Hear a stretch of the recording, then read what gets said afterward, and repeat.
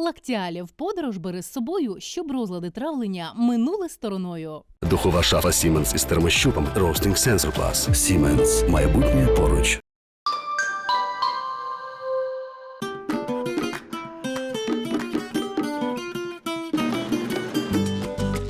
Банан – это самый популярный фрукт, а точнее самая популярная ягода в мире. И 90% бананов на наших полках – это бананы именно из Эквадора. Еще каких-то 30 лет назад бананы были для нас с вами экзотическим деликатесом и диковинкой. А сейчас это привычный и недорогой продукт, который можно найти круглый год в любом продуктовом магазине. При этом в новостях все чаще всплывает информация про химикаты, которые используются для выращивания тех самых бананов. СМИ рассказывают про отравления, болезни и даже смерти, вызванные пестицидами среди работников банановых плантаций. Сегодня нам предстоит разобраться, полезны эквадорские бананы или опасны, и можно ли их есть нам с вами.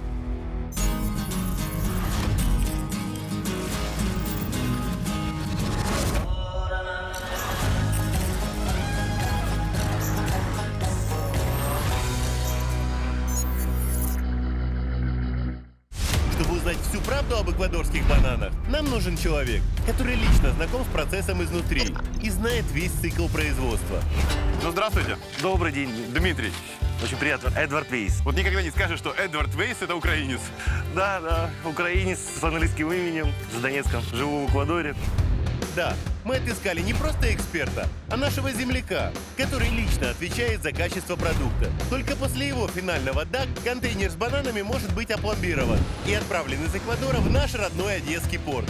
Ну что, друзья, начинается наше банановое расследование в банановой республике Эквадор. Вместе с украинцем Эдвардом. Важно понимать, что в банановом бизнесе есть два звена. Те, кто выращивают бананы, и те, кто привозит их к нам. Эдвард работает в компании, которая покупает бананы непосредственно у местных фермеров и поставляет к нам. Это треть всех бананов, которые лежат на полках наших магазинов. Должность Эдварда – начальник отдела по контролю качества. Он лично каждый день проводит инспекцию банановых плантаций, собранного урожая и каждого контейнера. Масштабы просто какие-то невероятные. Вот едем.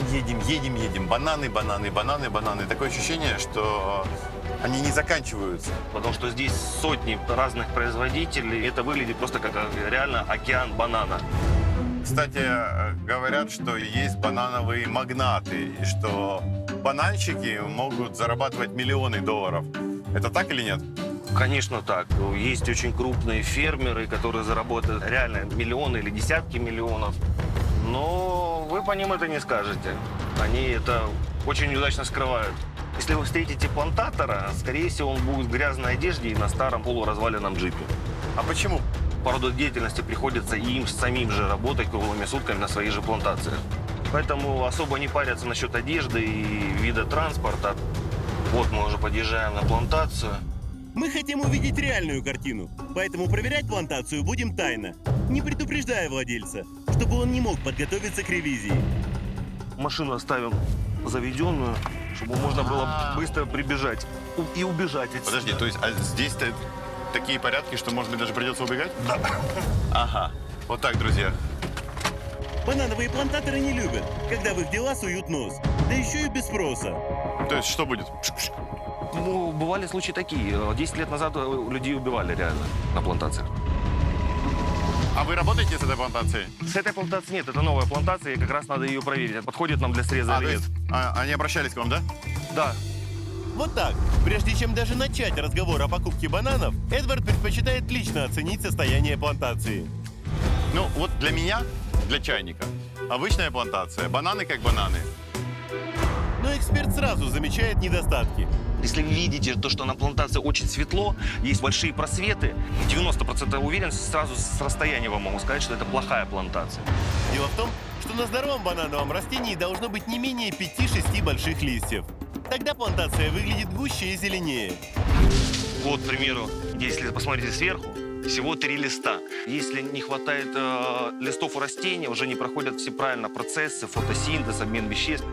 Как следствие, урожайность падает, а сам плод формируется неправильно. Этот фрукт сгниет сразу же, через неделю-две. Плюс можно увидеть еще Смотрите, какие-то- беленькие штучки, это мокрица. Вот они бегают.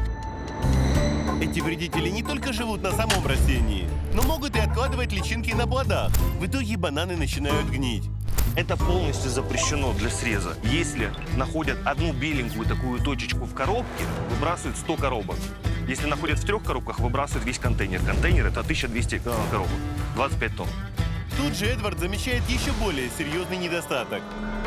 Смотрите, ребят, вот черная сигатока, где уже черным поражено, все, вот это вот зеленое, оно уже не работает, фотосинтеза здесь нету. И через неделю-две этот лист умрет совсем. Но бананы при этом есть. Можно я разорву пакет? Да, конечно, конечно. Это уже... Это уже мусор. Срываю один и отдаю эксперту. Что можно сказать? Ну, лист испорчен, бананы, вот как по мне, обычные зеленые бананы. В том-то и проблема. Для чего мы и делаем эту инспекцию? Так по банану уже не видно, какая плантация, хорошая или плохая. Черная сигатока – грибковое заболевание, главная особенность которого в том, что оно очень быстро распространяется и способно за короткое время уничтожить целую плантацию. Почему? Потому что плантация, скорее всего, плохо очень обрабатывалась. Для борьбы с подобными проблемами фермерам приходится регулярно обрабатывать поля теми самыми пестицидами. Это специальные химические вещества, которые используют для борьбы с вредителями и болезнями растений во всем мире. Чтобы покрыть огромные площади банановых плантаций, пестициды распыляют с воздуха при помощи самолетов. Называется этот процесс фумигация. К сожалению, бывает, что под обработку попадают не только растения, но и рабочие. Понятно, что во всем мире в сельском хозяйстве используются удобрения, химикаты. Ну, простой пример, мы картошку выращиваем, жука нужно травить. И мы, естественно, используем химикаты. Но опасно, когда опрыскивают пестицидами или нет? Обрабатываются они в нерабочие дни, когда на плантации нету людей. Везде обычно ставят знаки, потому что во время фумигации заходить нельзя, рыбу ловить в речках нельзя, охотиться нельзя, мыться в реке нельзя. А что касается тех небольших плантаций, где люди прямо живут, Опять же, не исключаю такие случаи, что кто-то мог пострадать. Для того, чтобы разобраться, как именно проходит обработка и в чем опасность пестицидов, отправляемся на авиабазу, которая специализируется на их распылении. Здесь нас встречает человек, жизнь которого круто изменилась из-за пестицидов. Знакомьтесь, Хорхе Акоста. До недавнего времени он был пилотом и каждый день сам распылял по несколько тонн ядовитых веществ. Вот самолет для обработки. Здесь бак для пестицидов на 750 литров. А отсюда химикаты распыляются. На таком я отработал 18 лет. А почему вы бросили эту работу? Что вас заставило? В 2009 году у меня начались проблемы со здоровьем. Был учащенный пульс, падало зрение. Я думал, что это что-то с сердцем. Но когда я обратился к врачам, оказалось, что это симптомы отравления химикатами. Скажите, а вот эти пестициды, которые выходят отсюда, из этих распылителей, чем они опасны? Пестициды, которые здесь используют, могут вызывать болезнь печени и других важных органов, болезнь Паркинсона и, самое страшное, рак. То есть, получается, вы ушли потому, что почувствовали проблемы со здоровьем? Нет, мое здоровье только отчасти повлияло на решение. В какой-то момент я понял, что многие годы отравлял других людей. Дело в том, что при распылении с самолета химикаты попадают не только на банановые плантации, но и на все, что вокруг. Зачем много говорить, если я все могу показать? Пойдемте. Мы берем более вместительный самолет, ведь в тех, что используют для распыления, всего одно место – для пилота. Сейчас Хорхе лично продемонстрирует нам полет над плантациями точь-в-точь так же, как делал это тысячи раз. У нас есть уникальная возможность увидеть, где пролетает самолет и куда, собственно, попадают опасные химикаты. Подходим к банановой плантации. Хорошо видно, что дома либо соседствуют с плантациями, либо находятся прямо на плантациях. Чтобы гарантированно покрыть всю плантацию, пилоты часто включают распылитель еще на подлете и выключают, бывает, позже. То есть, соответственно, просто исключено, что химикаты не попадут на дома. А в ветреную погоду мелкие частицы разносят вообще по всей округе. Вот с воздуха это становится очевидно. даже если проводить распыление в то время, когда на плантации никого нет, в любом случае это попадет в реки, и питьевая вода. И люди эту воду пьют, что тоже очень вредно.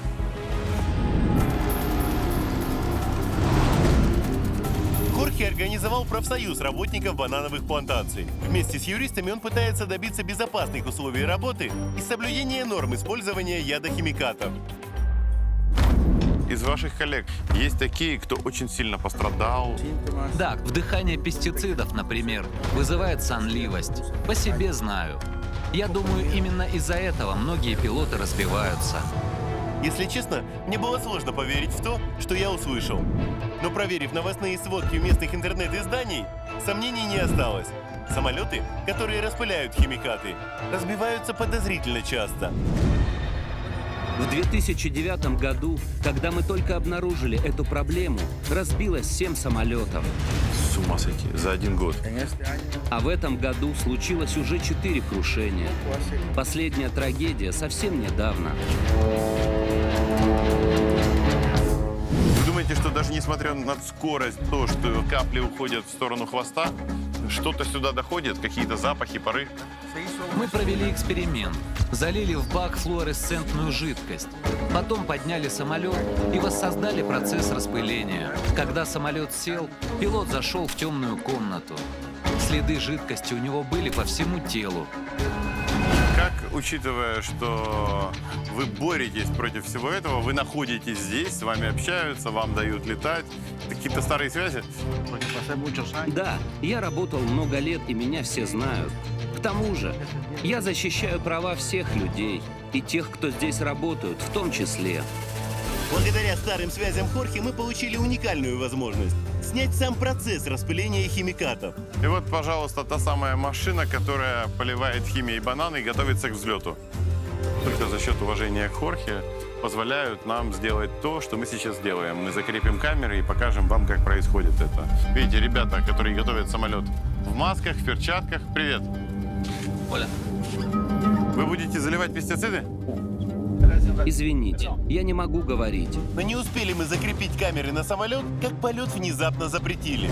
Вот, друзья, неожиданно. Что произошло? Почему так? Вы появились здесь, на нас обратили внимание, и вот уже результат. Только что пришла информация, что комиссия по безопасности полетов нагрянула в офис этой авиакомпании с внеплановой проверкой.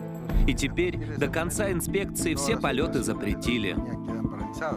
Представляете, вот как случайно все совпало, да? Случайно. Самолет готовили к взлету. Он должен был лететь, делать свою работу. Увидели нас. На нас стали все смотреть. И тут же появилась государственная комиссия, и полет запретила. Потому что мы снимаем, потому что мы готовим камеры. По-моему, это очередное подтверждение, что все нечисто. Хотя снять обработку пестицидами нам помешали, останавливаться мы не собираемся. И попросили Хорхе организовать нам встречу с работниками плантаций, которые могут подтвердить, что люди страдают от распыления химикатов. Количество собравшихся поражает.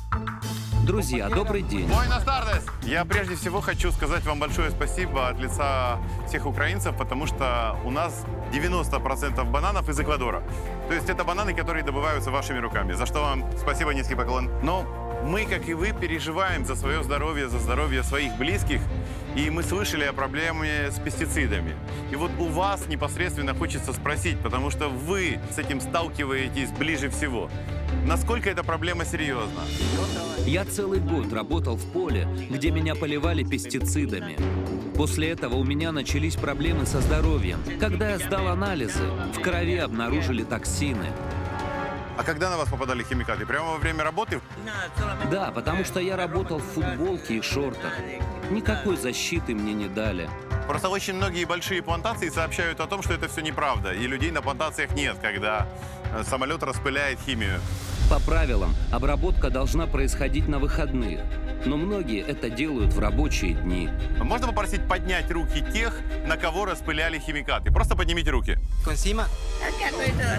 Вот. Видите, единогласная реакция. Представляете, ради того, чтобы у нас были бананы, они вынуждены ходить под химическим дождем. Я не думал, что все настолько страшно. Просто ужас. Мы понимаем, что без пестицидов невозможно выращивать бананы. Но нужно же соблюдать нормы, чтобы это не вредило ни рабочим, ни тем, кто потом будет есть эту продукцию. Не остается никаких сомнений в том, что химикаты опасны, но обойтись без них невозможно. Мы уже видели, во что превращается банановая плантация с недостаточной обработкой. Поэтому все, что выращивается в мире в промышленных масштабах, даже привычные нам яблоки или картошка, непременно обрабатывается. Получается, что производителям приходится ловить очень тонкий баланс, а именно использовать химию ровно в том количестве и так часто, насколько это необходимо, но ни каплей больше. Если делать обработку в меру и четко по технологии, тогда и рабочие не пострадают, и урожай получится безопасным. Мы отправляемся на еще одну плантацию, которую уже инспектировал Эдвард на прошлой неделе и оценил ее как хорошую. Но сегодня эксперт обязан проконтролировать все, что касается использования химии. Для этого встречаемся с хозяином плантации. В этом году я заказывал обработку 14 раз, тогда как разрешено 21. Но нас в первую очередь интересуют другие цифры. Общеизвестно, что любой плод считается безопасным, если прошло достаточно времени от последней обработки до сбора урожая.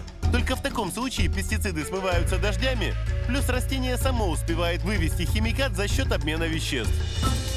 Последний раз опрыскивали 70 дней назад. 70 дней без фумигизации – это очень много. Дождями уже эту химию давным-давно смыло. Это просто идеально. Все это не просто слова. Данные об использовании химикатов подтверждаются документами, и эксперт обязательно их проверяет. Я так плотно интересуюсь, потому что бананами кормят детей. Поэтому очень важно понимать, безопасно это или нет. Я могу гарантировать, что в моих бананах незначительное содержание химии. Поэтому вы можете кормить своих детей и не бояться. Внешний вид растения и большой интервал между обработками говорят о том, что на этой плантации технология соблюдена, и бананы выращены правильно. А значит, могут быть одобрены Эдвардом для отправки. О, смотрите, прикольно. Как раз момент, когда едет по конвейеру добыча.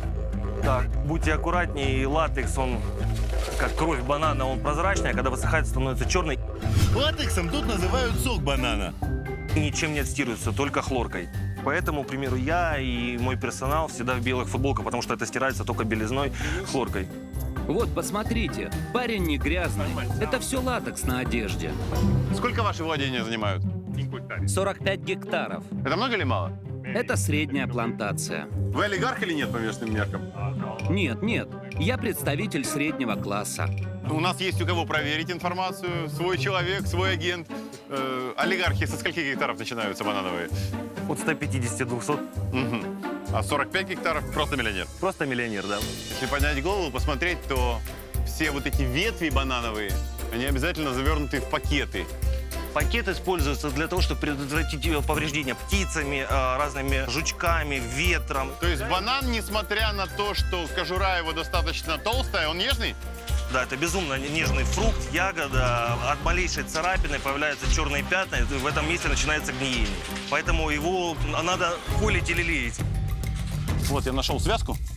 Вот сейчас на ее примере покажем, почему бананы такие нежные. Например, лист падает и касается банана. Раз, два, три. Вот, мы уже видим, здесь есть такие царапинки небольшие. Теперь почему делают эти прокладки? Показываем. Если банан будет тереться о банан,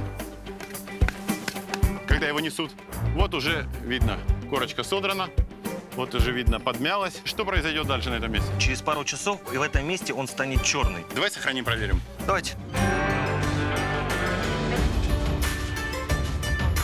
Добрый день, buenos días. Как зовут? Хуан Каре. А сколько весит это? Примерно 50 килограмм оно будет весить. Это на 2 полноценных коробки банана. И он должен донести оттуда до вот этой линии как раз и повесить на вот этот крюк. Слушайте, 50 кило, это тяжело. Сколько за день таких связок вы переносите? Примерно 140. 7 тонн за день. Да, где-то так. И какая же зарплата у человека, который таскает 7 тонн в день? Я получаю $20 в день. Это минимально. От 20 до 35-40 долларов получать в зависимости, какая профессия. То ли они просто тягают груз, то ли они обрывают листья, то ли они уже красиво нарезают банан. То есть работник хорошей плантации может заработать от $400 в месяц? Да, именно. Угу. По традиции мира наизнанку, я не могу не испытать на себе новую профессию.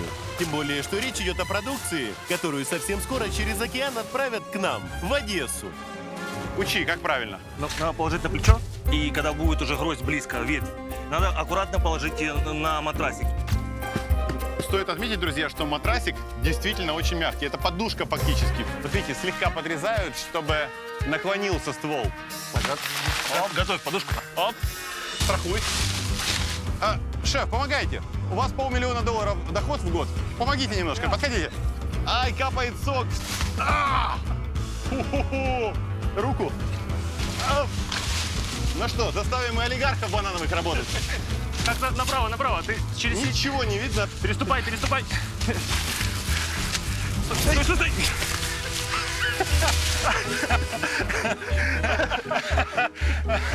Теперь понимаете, что работа сложная. Я споткнулся о ветку. И вот так вот, представьте, 100 связок в день. Мужики-герои. Ух, тяжело. Попробуйте взять мешок сахара или муки и понести. Но только мешок в любой момент можно бросить и передохнуть. А с нежными плодами так нельзя. Малейший удар, и бананы отправляются в мусор.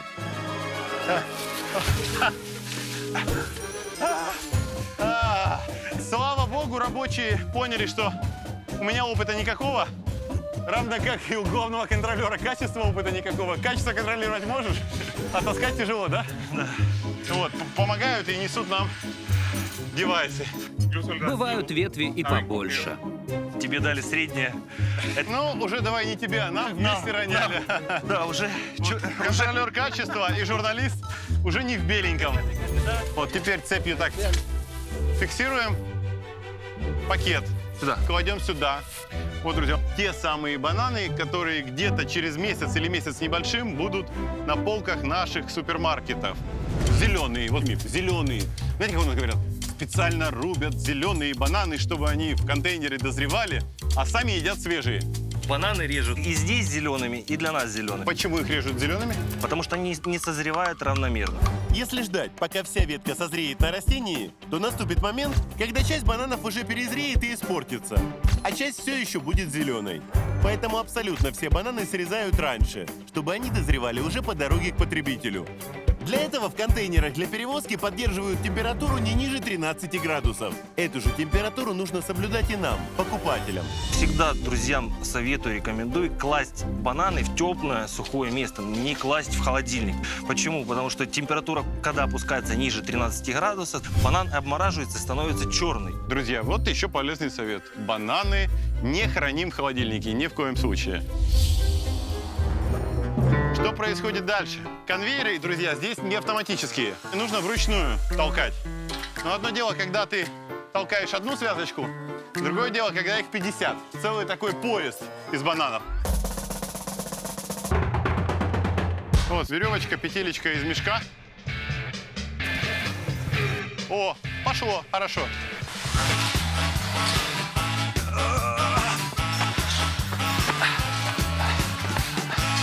Вот так вот, на подъемчик, в горку тяжело. И это 2,5 тонны бананов для нашего родного украинского рынка. Ух! Вот так вот бананчики попадают к нам.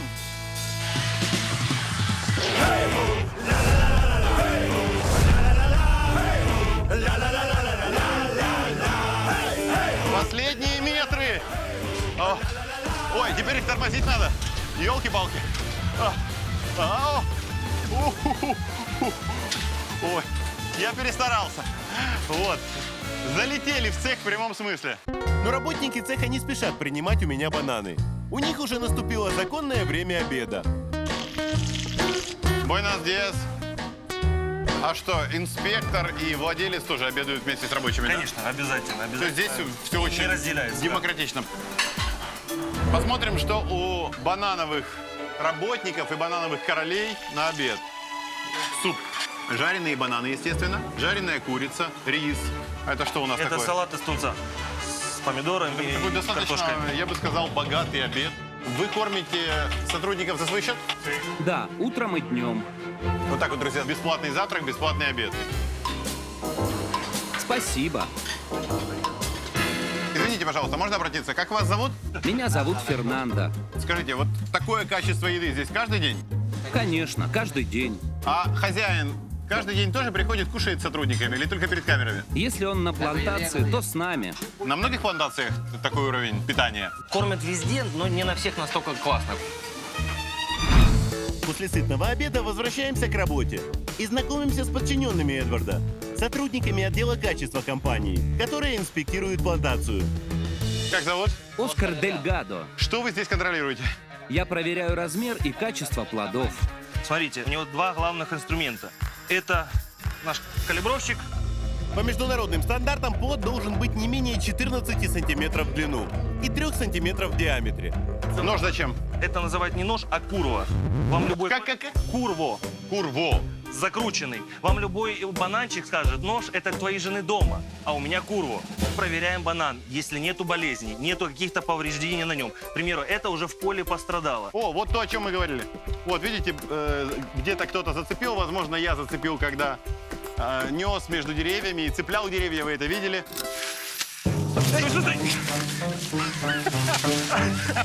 Вот в таких ситуациях появляются такие повреждения. Это значит, он сгниет, будет контактировать с соседними, и они все сгниют. Скорее всего, да. Если видит какая-то болезнь или повреждение, он отмечает вот так, чтобы уже банан этот не попал никоим образом в коробку. Можно я подключусь к работе и проверю одесские бананчики? Вот, мне кажется, вот, да? Нет, это грязь. А, вот, нашел. Смотри, вот это же сгниет, да? Сгнить не сгниет, но уже будет не товарный вид и будет не такой красивый, как хотелось. Порчу. Это еще не все. Срезается один палец, Это называется палец? да, и разрезается напополам. Проверяется внутренность банана, чтобы она была белая и твердая. Это свидетельствует о том, что банан здоровый и дойдет в хорошем состоянии до Украины. Липкий клей. Гадкий, отвратительный, горький. Фу. После того, как бананы прошли такую проверку, их отправляют на мойку. Вот, бананы все проходят такое ополаскивание. Сбивается какая-то грязь, которая сверху. Наша ветвь делится на кисти.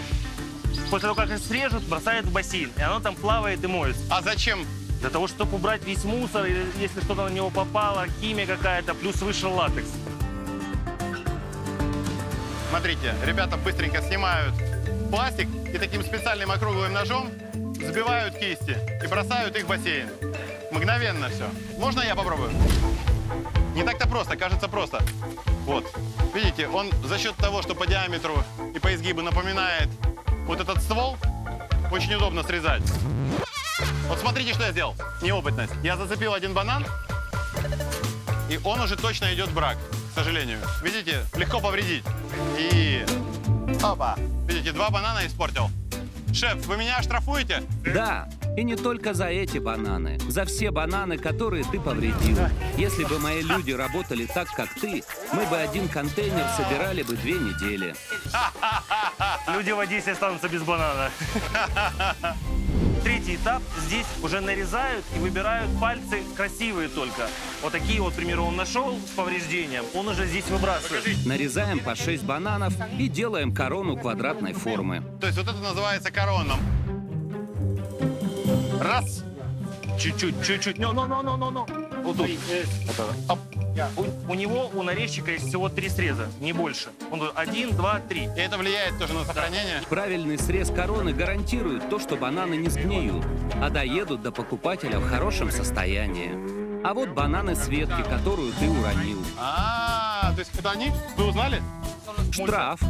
И что делать? Вот смотрите, 1, 2, 3, нет, это 4. выбрасывать. Я бы, как чайник, не понимая в этом, сортировал бананы. Я бы отрезал поврежденные. Вот. А вот эти-то целенькие 4. Так нельзя? Нельзя. На упаковке повредится банан. Из-за того, что я срезал один ряд бананов, гроздь получилась нестандартной формы. И теперь ее не получится плотно уложить в ящик вместе с другими бананами. Она будет болтаться при транспортировке и повредит пол ящика. Прекрасные бананы, но, к сожалению, нельзя, потому что верхний слой был поцарапан. Удивительно. Выбрасываем. Что здесь? 4-й этап качества. Если даже предположить, что на первых 3 кто-то не доглядел какую-то царапинку, Да. ее рано или поздно должны обнаружить. После всех этапов контроля бананы сортируют по размеру, взвешивают и готовят к упаковке. Я вот еще с детства, когда пробовал первые бананы, всегда больше всего ценил эту наклейку. И ее даже было жалко тогда выбрасывать, потому что бананы были дефицитом. Я сохранял и куда-то приклеивал. В школе мы тоже хвастались, если у нас были такие наклейки. На обоях даже некоторые клеили разные марки. Коллекционировали. А вот я вижу, девушка что-то кисточкой делает. Я обрабатываю корону специальным средством. Наша корона – это, по сути, открытая рана. Кисточкой обрабатывают, чтобы эта рана зажила. И то, чтобы не начала гнить. На основе чего это? Специальная кислота, которая заживляет эту корону. Вот так вот. А это что такое? То же самое, что проводили до этого. Ну, покрывается же весь банан, я вижу. Если на банане где-то все-таки попали царапины, чтобы эти царапины тоже не начали гнить. Как видите, перед упаковкой бананы тоже обрабатывают специальными средствами. Вот почему перед едой фрукты лучше мыть. И ни в коем случае не есть кожуру. Вот так вот, видите, складывают бананы. Это финальный 5-й этап контроля качества банана. Только когда Эдвард лично убедился в качестве всей партии бананов, он дает добро на отправку контейнера. Пожалуйста, импортер в Украине, Одесская область, поселок городского типа «Авангард». Удивительно, не верю, что этот ящик отправляется к нам домой. Украина, встречай! Контейнер 40-кубовый практически заполнен. Находясь здесь, буду говорить тихо, не могу не спросить. Регулярно в новостях можно увидеть сообщение о том, что в Одессе в контейнере с бананами найден кокаин. Ну, это таможенная служба сообщает часто, и в новостях это проходит. Знаешь о таком, не знаешь, бывает, не бывает. После того, как Колумбия начала менять свой наркотрафик не через сухопутные границы, а через морские, это стало большой проблемой. И для меня это, как для начальника качества, это страшный сон. Почему? Потому что в Эквадоре по законам, если, не дай бог, что-то, хотя бы 1 грамм чего-то найдут в контейнере, я пойду в тюрьму до конца разбирательств, даже если я ни в чем не виноват. Где обычно, если это происходит, прячут? В первую очередь срывают полы и стены, туда помещается больше всего. И так вот здесь у нас в Эквадоре находят по 2, по 3, по 4 тонны в одном контейнере. И в коробках банан, а в обшивку ушиты 2-3 тонны кокаина. Как проконтролировать? Заказываем раз инспекцию предварительную перед тем, как забрать контейнер. И после каждый контейнер имеет свои GPS-датчики. Мы можем контролировать то, что он нигде не остановился, нигде не стоял час, 2, 3. Ну, дай бог, чтобы никогда, никакого порошка, только бананы. Остается 3 ящика. Предлагаю загрузить и отправить. Давай в Одессу. торжественно вместе Давай. сделаем это. Оп. Опс. Есть. Контейнер запечатывают и пломбируют, а вскроют его уже у нас, в родной Одессе. К этому моменту бананы дозреют и станут желтыми. Ну, вот бананы отправляются в порт, где на судне будут где-то в течение месяца идти в сторону Одессы и дальше попадут в наши магазины. В то время, как к нам отправились лучшие бананы, здесь в Эквадоре остается все то, что забраковали на разных этапах контроля качества. Отходы от производства, то, что не идет на экспорт, это идет на внутренний рынок. Обычно фермеры это продают на север страны, в горы или животным, если совсем плохое. Это еще продадут людям. Помните, мы проводили эксперимент, что будет с бананами, которые, например, поцарапали листиком, потерли друг от друга. Вот, пожалуйста. Что мы имеем сейчас? Буквально через 1,5 часа вот уже чернеет. То есть, соответственно, можно предположить, что за месяц они просто приедут гнилыми в Одессу. Именно. Вот такая строгая, придирчивая и дотошная инспекция на всех этапах производства позволяет нам с вами покупать бананы хорошего качества. Только благодаря таким людям, как Эдвард, мы можем есть бананы и не бояться, а наоборот получать полезный продукт, который зимой дешевле родных яблок. А мы же по традиции мира наизнанку не могли не напроситься к новому другу в гости. И, конечно же, не могли прийти с пустыми руками. Добрый вечер. Добрый вечер. Ну что, вначале хочется посмотреть, как живет наш человек в далеком Эквадоре. Все очень стильно, современно. Кухня, оборудование. А сколько стоит аренда в месяц? $350 с видеонаблюдением, с коммуналкой совсем. И в хорошем районе. Напротив, к примеру, живет начальник полиции городской. О, то есть за охрану можно не беспокоиться. У нас просто традиция заглядывать в холодильник. Можно? Можно. Пустой. Но это холостяцкая квартира. Явно. Нужно пополнить твой холодильник украинскими продуктами. Вот, огурчики, помидорчики, закарпатская колбаса, вечерний Киев, водочка, гречка, Гречка – это вообще дефицит. черный хлеб свеженький и, конечно, заморская баклажанная. Это реально прям к сердцу приложу. Здесь же это дефицит, да? Дефицит – это когда мало. Здесь этого нет. Спасибо большое. Эдвард тоже подготовился к встрече. Он варит для нас борщ с одной местной особенностью. Так сказать, украинский борщ с эквадорским колоритом. Впервые в истории нашей программы вместо картошки – платану. Платана – это овощной вид банана. Сырым его не едят, только приготовленным. Так же, как и нашу картошку. Друзья, выглядит как обычный банан. Но, собственно, на внешнем виде сходство заканчивается. Мусорка есть? Сюда плюх.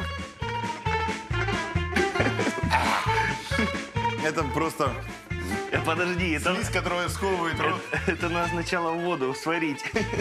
В общем, друзья, теперь вы знаете, что не все, что выглядит бананом, является бананом на самом деле. Вот такие зеленые и большие – это платана. Это картошка в форме банана. Платана варится 10 минут. Затем отправляем эквадорскую картошку в борщ. Когда все готово, накрываем на стол. Ну что, а теперь пробуем впервые в истории, друзья, борщ с бананами, точнее с платана. Сам борщ отличный, кстати. А теперь, друзья, пробую тот самый банан. Вот, реально, хотите верьте, хотите нет, но это картошка. Никакой сладости. Та же консистенция, тот же вкус. Честно, я очень переживал, но Наш борщ испортить сложно. бананам нельзя. Проверено.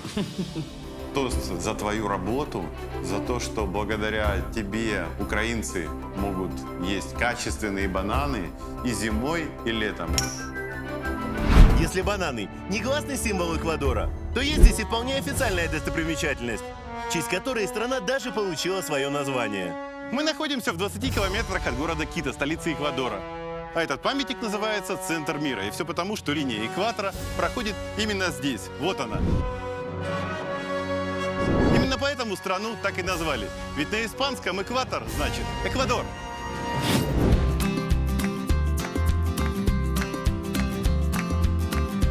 В нашем арсенале полезных девайсов появилось еще вот такое зарядное устройство, которое значительно ускоряет время зарядки любой техники, телефона, фитнес-браслета и даже ноутбука.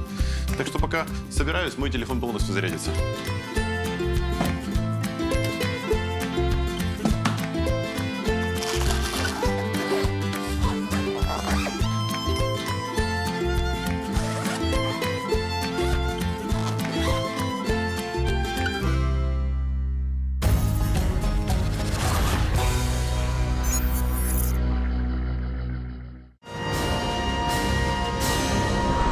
Экватор – это условная линия длиной 40 тысяч и 75 километров, которая опоясывает нашу планету и делит ее на северное и южное полушария. Он проходит по суше через 11 стран и по территориальным водам еще 8 государств. Но именно для Эквадора он стал главным символом и гордостью страны.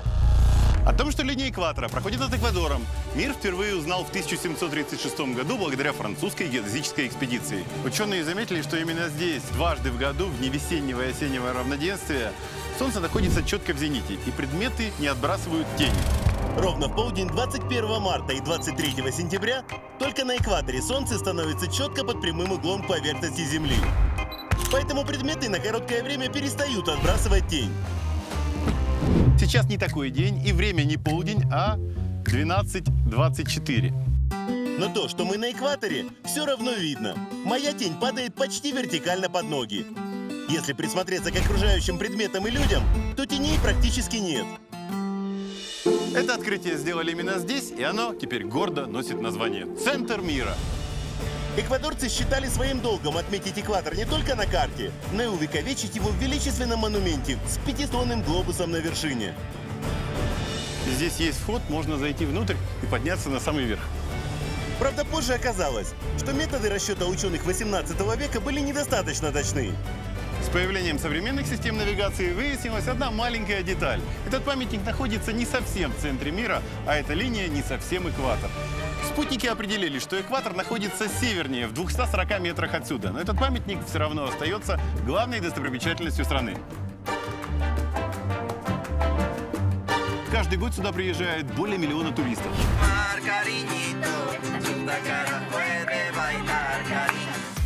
Похоже, что ошибка вычислений совершенно не смущает туристов.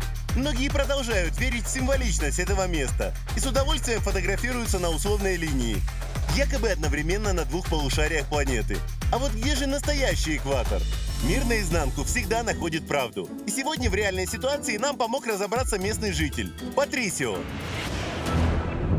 Эта желтая линия чисто символическая. Настоящий экватор совсем не здесь. Где он? Покажете? Да, конечно, идемте. Вот, друзья, этот дом находится на экваторе. Если верить человеку. Так вы у себя дома оборудовали экватор? Во дворе солнечные часы, расчерчены линии меридианов и параллелей. Ощущение, что ты попал в школьный кабинет географии под открытым небом. Заходите. Вот он, настоящий экватор. Это нулевая параллель. Вы решили здесь открыть туристический центр? Да, мы хотим донести правду людям, потому что все знают об основном монументе, центре мира. Но это же ошибка. Поэтому мы с моими друзьями хотим сделать это место известным. Вот так, друзья. Мужчина у себя дома оборудовал экватор. Как вы это все определяли? GPS? Вот фотография, которую НАСА сделала 25 лет назад. Вот памятник центру мира, где мы были. Он находится на 7,8 секунд южной широты. А это на 249 метров 60 сантиметров дальше от экватора. Здесь видно, что монумент находится на желтой линии. А мы находимся на синей, по которой и проходит экватор. Сейчас мы сможем проверить это с помощью спутникового навигатора. Вот, пожалуйста, четенько нули. Экватор. Действительно, он находится вот здесь, в этой комнате. Вот, пожалуйста, Google карта обычная. Ставим точку. 0,0, 1 единичка. Практически попали. Практически четко. Естественно, немножечко сместить телефон, оно изменится, но это здесь. Друзья, техника подтверждает. Проверяем по разным устройствам, и все совпадает. Получается, линия экватора оказалась в вашем доме. Это ваша частная собственность? Да, в 94 году я выяснил, что мой дом стоит прямо на экваторе. Получается, что 10 метров экватора принадлежат мне. Я думаю, если выставить этот дом на продажу, то он может стоить миллионы долларов, потому что вы продаете кусочек экватора. Экватор всего 40 075 километров. И 10 метров ваши, ой, дорого стоит. Вам предлагал кто-нибудь продать этот дом, эту землю? Пока никто не предлагал, хотя я часто слышу, что это золотая жила, и надеюсь, что когда-нибудь это место принесет прибыль. Но сейчас для меня важно показать людям, где на самом деле находится экватор. Ведь если ты уже приехал в центр мира, доберись до самого центра и подзарядись его энергией. Это то, что меня больше всего воодушевляет. Вот так вот, друзья, человек просто случайно нашел у себя дома экватор, отметил его и живет в экваториальном доме.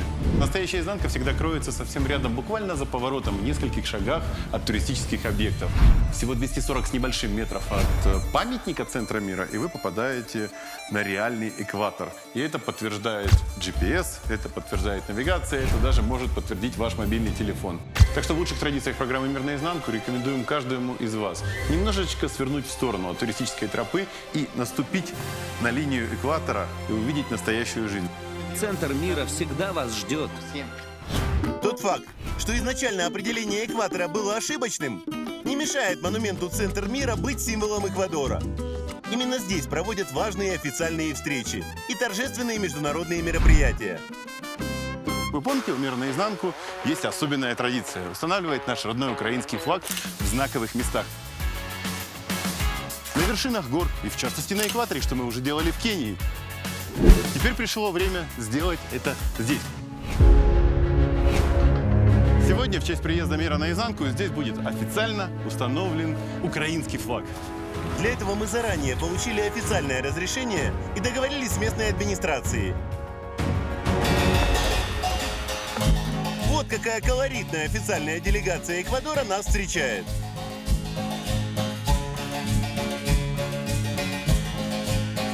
Буэнос диас! Мы представители администрации «Центр мира». Сегодня уполномочены провести торжественное поднятие флагов. Дима, Фернандо. Я Татьяна. Татьяна? Украинское имя. И вышиванка похожа на украинскую. Спасибо большое. Молодой человек, здравствуйте. Артура. Артуро. Чей это у вас костюм? Это традиционный костюм андонского дьявола Ума. Дьявол Ума. Это позитивный персонаж или негативный? Он олицетворяет и добро, и зло. Дьявол Ума – существо из местных легенд Эквадора, который имеет важное духовное значение для коренных народов. Этот персонаж участвует во всех официальных мероприятиях. Остальные его коллеги также одеты в традиционные костюмы разных провинций Эквадора. Украинской делегации никогда не было? Мы встречаем украинцев у нас впервые, и для нас большая честь, что вы приехали к нам. Ради такого важного случая мы решили пошить самый большой флаг Украины в истории мира наизнанку. Как руководство этого места и города и сообщило, я сделал флаг в местной мастерской размером 3 на 6 метров. Вот он. Кто здесь старший, кто командует официальной церемонией? Я. А что вы знаете про Украину? Если честно, мало что знаю. Украина находится в географическом центре Европы. Это очень напоминает ваше место. Вот вы называете это место как? Центр мира. Друзья, из центра Европы в центр мира. Сейчас Татьяна поднимет флаг Эквадора, затем флаг столицы Кита и потом флаг Украины. Дьяволу не дали флаг Эквадора поднимать.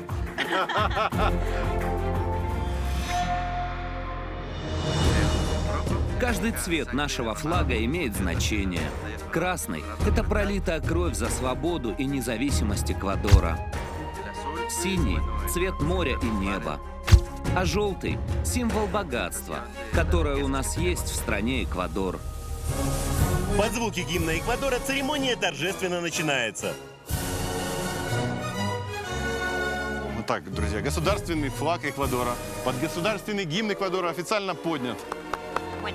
Теперь поднимем флаг Кита, столицы Эквадора.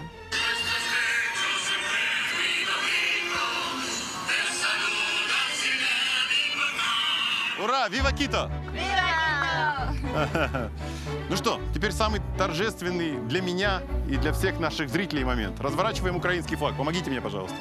Верх у нас должен быть голубой, низ желтый.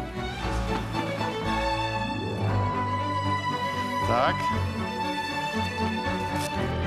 Начинаем поднятие флага Украины под гимн Украины.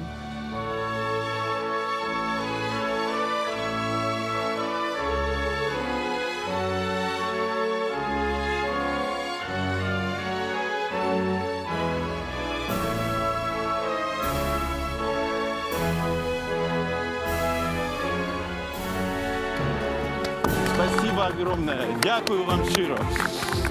Сколько этот флаг будет висеть и как его украинские туристы смогут увидеть? После выхода вашей программы в эфир флаг будет висеть здесь в течение 15-20 дней. В дальнейшем, когда сюда будут приезжать украинские туристы, его можно будет снова поднять. Нужно просто заблаговременно связаться с нами, и флаг будет уже висеть к вашему приезду. Если будете ехать в Эквадор, свяжитесь с администрацией этого места и попросите вывесить флаг. Ну что, ура, спасибо! Слава Украине, слава Эквадору, слава городу Кита! Знаковое событие, и наша экспедиция теперь пойдет совершенно по-другому после такой официальной церемонии. Muchas gracias! Смотрите в следующем сезоне. Продолжение наших приключений в Андах. Такого в нашей программе еще не было. Мы познакомимся с народной суперзвездой, Попробуем пообщаться. Со звездами общаться тяжело, они всегда в центре внимания. человеком, которому поставили памятник при жизни, Вулкан Чимбораса – мой дедушка, а я его внук. и с очень необычной профессией знаменитости. Меняем камеру на топор. Работенка нам предстоит ого-го. Мы соберем огромную группу. Команда из 45 человек, не считая нашей съемочной группы, 18 медиков, полиция, спасатели. Чтобы установить мировой рекорд на горе, которую называют более высокой, чем Эверест. Такой масштабной экспедиции в горах мы еще не задевали никогда. Нам придется договариваться с местными чиновниками.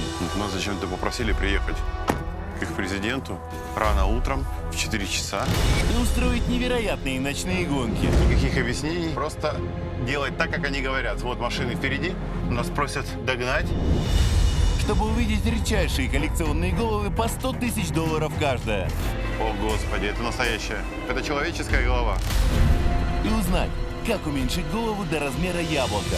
Делается надрез на затылке и потом вокруг шеи. Вот разрез сзади. Вот он. Просто страшно говорить.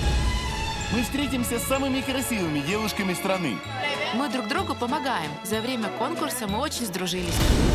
Бросим вызов стереотипам вместе с теми, кто делает невозможное возможным. Я люблю сама все пробовать, испытывать все на себе. И познакомимся с новой, яркой страной, где на улицах всегда праздник. Где живут представители ада. Это какой-то кошмар.